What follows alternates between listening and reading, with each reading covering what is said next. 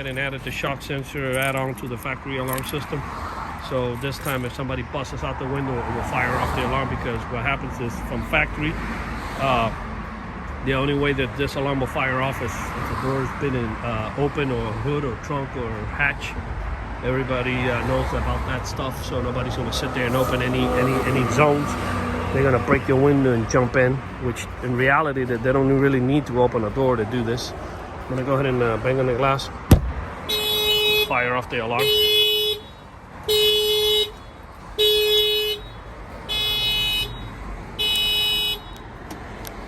That disables it.